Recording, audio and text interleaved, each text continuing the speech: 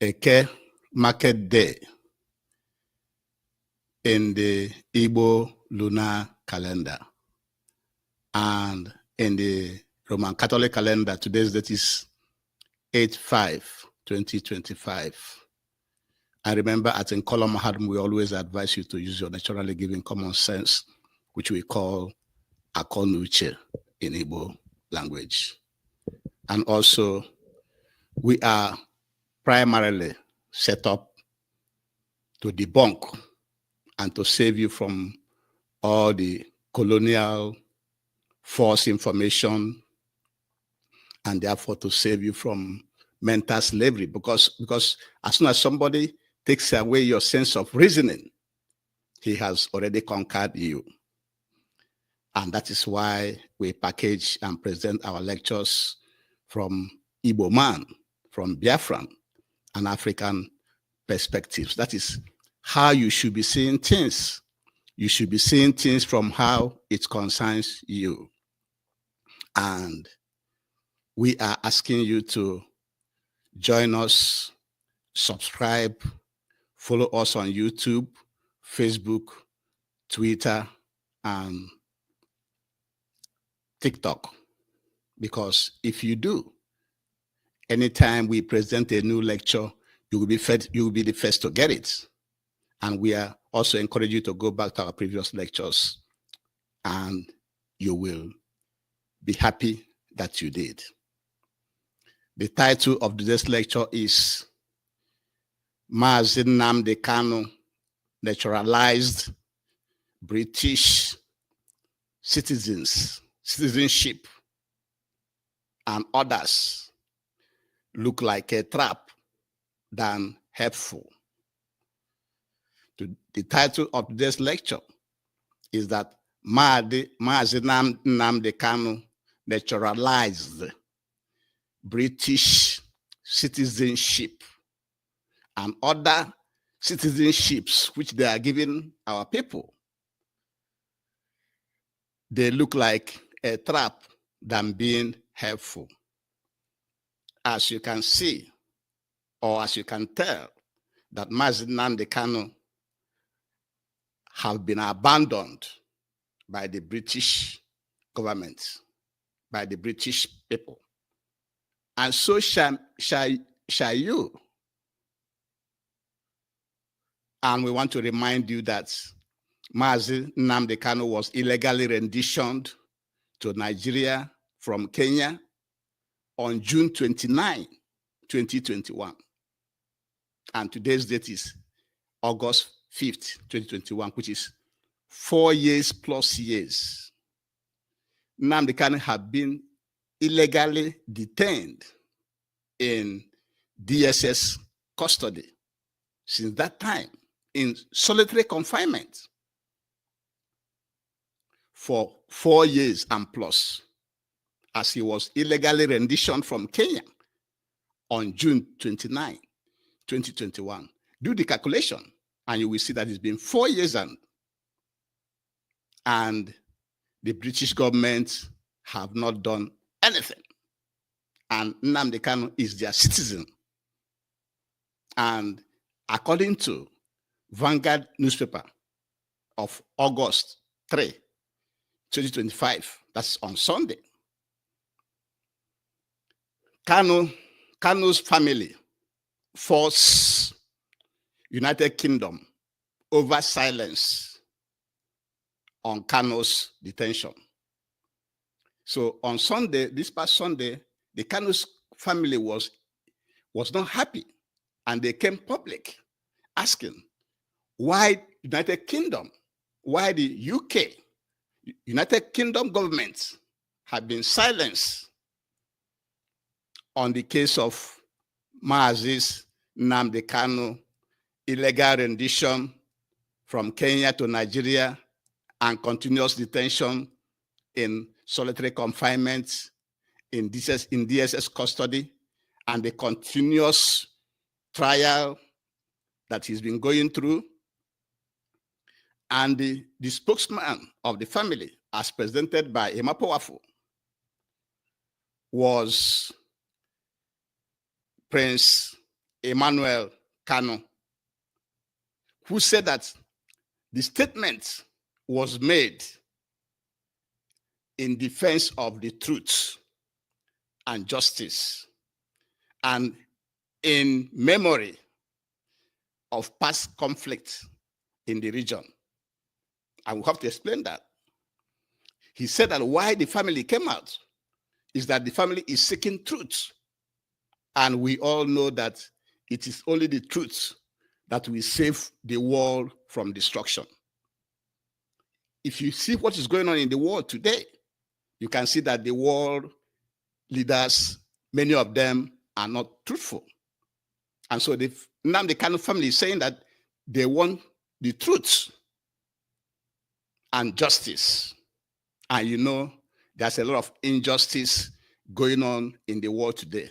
A lot of injustice going on against the Biafran people in Nigeria, against the Palestinian people living in Gaza, against the people in Sudan, against the people in Congo, and so many of them. So the family is seeking for justice. And then also, because of past conflict in the region, which region are they referring to? The eastern region of Nigeria, because of all the massacre that have been going on in that region from the 1960s that culminated to the Biafran Nigerian War of 67 and to 70, which was a genocidal war. And that's all this because of the defense of truth, justice, and conflicts in the region. That was why they are coming public to pressure the UK government for their silence on the detention of their citizens. Also, the family alluded to the fact that the British consular officials visited Nnamdi Kanu in custody. Yes, the British consul did visit Nnamdi Kanu in custody. But what happened after that? No action. Everybody can see that there was no action, and there's no action up to today. That is why Nnamdi Kanu is still illegally being detained in the DSS custody in solitary confinement up to today for 4 years and now. So the British government, their citizen, was left alone in that condition, in that illegal, unjustifiable condition up to today. Or have you heard anything? The answer is no. The government is not doing anything to save her citizen, which was illegally renditioned from Kenya and illegally being detained in solitary confinement in DSS custody for 4 years plus now. Contrast this one. Contrast Nnamdi Kanu's situation with the American response, where a team of USA Special Warfare Development Group, known as SEAL Team 6, rescued Philip Walton in a night raid that killed 6 of the 7 gunmen in northern Nigeria and rescued him. And this happened on October 31st, 2020. The American SEAL rescued their citizens, which were illegally kidnapped. On October, they rescued the American citizen on October 31st, 2020. who was illegally kidnapped. Isn't that the same thing that the Nigerian government did to Nnamdi Kanu in Kenya? They illegally kidnapped him from there, illegally renditioned him from there to Nigeria, and put him in DSS custody, and have been trying him for 4 years plus without the British doing anything. That tells you that naturalized citizenship that they are giving to many of us may be a trap. And we want to define what naturalized citizenship means. When you have a naturalized citizenship, it means you left your home country where you were born to another country. And in that country, you applied for citizenship and they gave you naturalized citizenship. It is naturalized because you are not born there. They naturalize you. They make you natural. That is artificial naturalization. Because if you are born there, it will be natural occurrence. But you are not born there. So they just give it to you and call it naturalized citizenship. And oftentimes, it comes with some advantages, like no need to review your green card. Like in the United States, you have no need to renew your green card. It reduces the risk of removal, easier travel and entry back into the country, no loss of status, even if you stay longer, in anywhere you travel to. You go to school, maybe with lower school fees. You bring your spouse and your parents, maybe for a shorter period of time that it usually takes. So it has some obvious advantages, but those advantages that we are asking at in Colomado, are they really helpful or a trap? And we want you to help us to answer that question, because for us at Nkoloma Hadum, we believe that all these things they are giving you is like a trap to trap you into their system, to trap you into their country. But when you have a very important case, like the one involving Mazi Nnamdi Kanu, who is fighting for self-determination, and you know that self-determination is not a crime, both in the UN Charter and African Charter. So why is it that the UK government have not done anything to release their citizen, which was illegally renditioned, illegally being detained, illegally being tried for 4 years and now?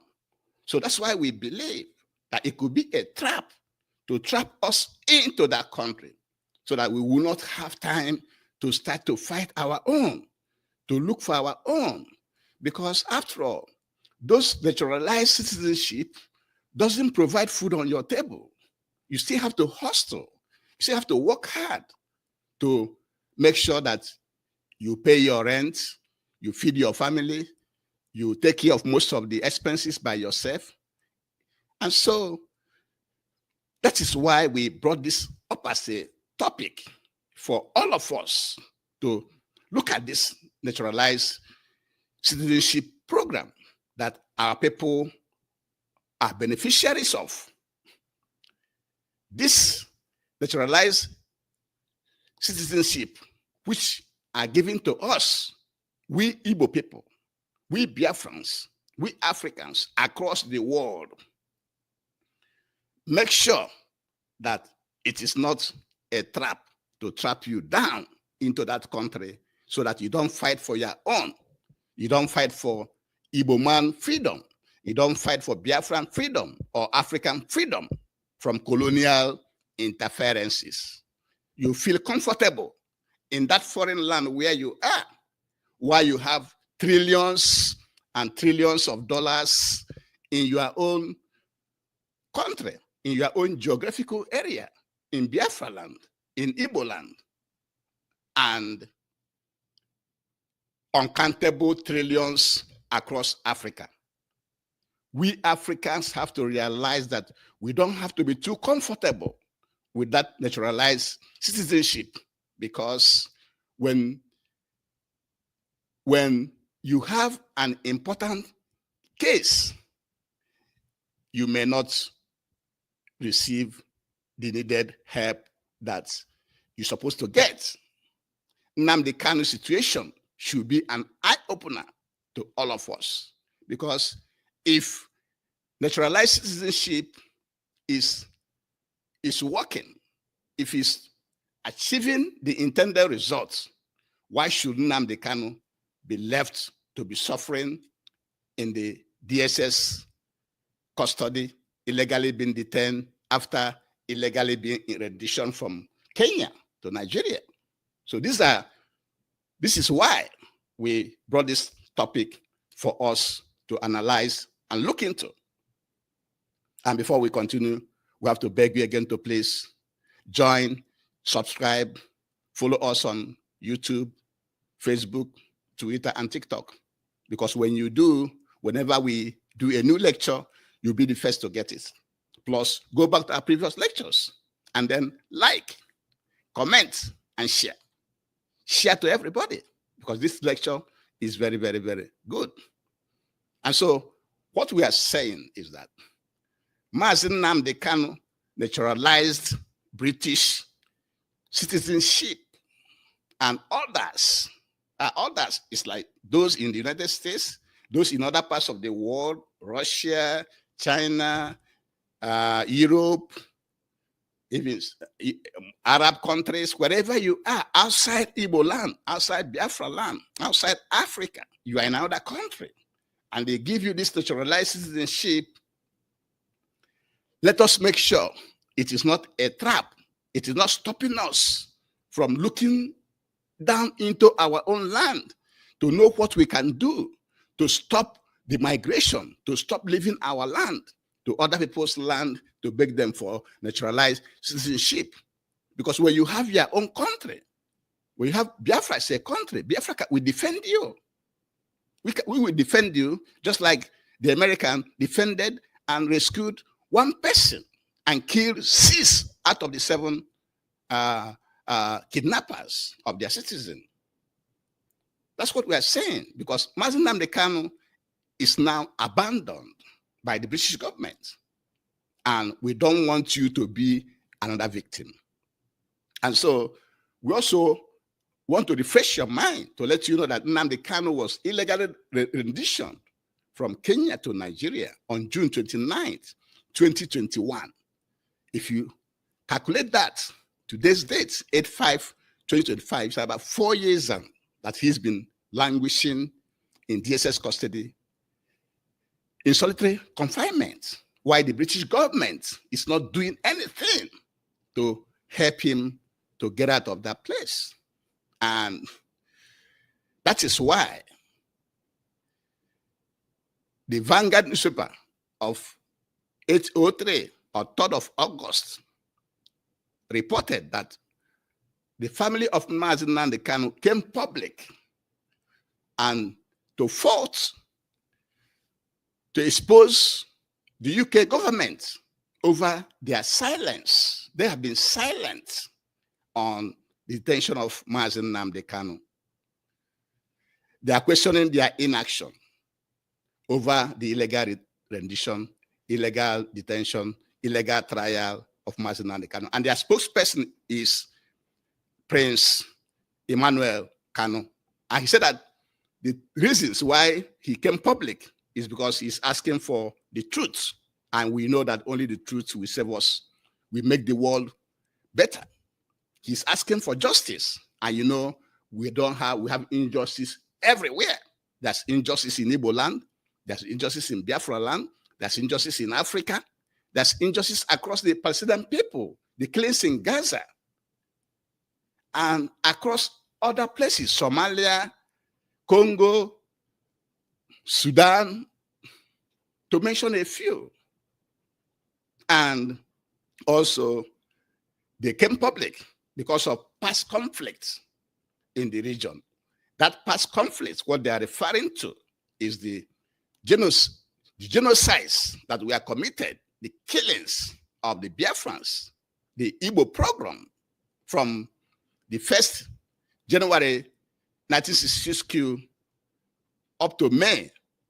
It became worse from May 1966 and up to the second coup, and which eventually led to the Nigerian Biafran War of 67 and 70, where millions were killed. And that was why they are coming public to ask the UK government, why are you so silent? Why have you not done anything to free your citizens from this type of situation? And we are contrasting Nnamdi Kanu's situation to the Americans who came to northern Nigeria on October 31st, 2020, and rescued one of their own citizens, Philip Walton. One night, they rescued this man, killing 6 out of the 7 abductors. Why can't the British government do the same? And we also explain to you what naturalized citizenship means. Naturalized citizenship means that you left your country, you left your land where you are born. You are not born there. So you left your land where you're born to another country to seek for their citizenship, to belong to them. And we are saying, even though there are advantages, is it not a trap to make us to forget our home, to make us to forget that we should fight for our own? And we mention some of the advantages as no renew of your green card as in the US, or risk of removal of the citizenship, easier travel and re-entry, no loss of status. Even if you stay for up to 1 year, 2 years, 3 years outside, you can still come in. Lower school fees in some places. You can bring your spouse and children or parents faster than others. You know, yeah, these are some benefits, but is this benefits not really a trap to make you feel comfortable in that land than fighting your own, than fighting for your own? That is how we want you to look at it. Because if Nnamdi Kanu can be treated this way by United Kingdom, you may be next. You may be next. And also, this naturalized citizenship doesn't place food on your table. You still have to work hard, hustle to pay your rent, and place the food on your table. So we want to use this lecture to have you to make you to know that all these advantages may be a trap that shouldn't stop us from fighting for the restoration of our own country. Because if we restore our own country is rich with trillions of dollars of resources and natural and human resources. It is better for us than coming out to hustle for naturalized citizenship of another country, where at the end of the day, you are naturalized. You are not born there. You don't belong there. It is very important you see it from that angle, because we want you to see things from how it concerns you, rather than how it concerns other cultures. And with this, we shall be bringing today's lecture to an end. And before we do, we have to beg you again to please, all Africans should stand up to dismantle the colonial artificial boundaries in Africa, because that's colonial boundaries, those colonial artificial boundaries in Africa are the sources of poverty, wars, migration, killings, starvation, imprisonment, and others. If we dismantle that, we can now reorganize ourselves from our natural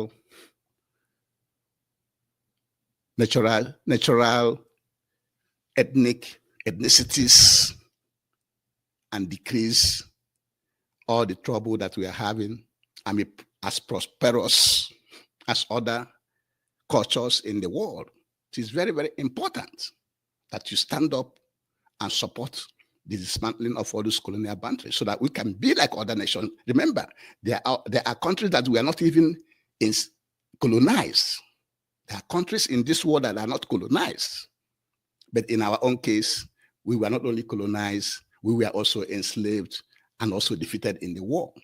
So if you are not using that to energize you, to stand up for your right, to do the needful, then you may be mistaken. And with this, we shall bring it to this lecture. And thank you very much for joining us today, and have a very, very good day. Thank you.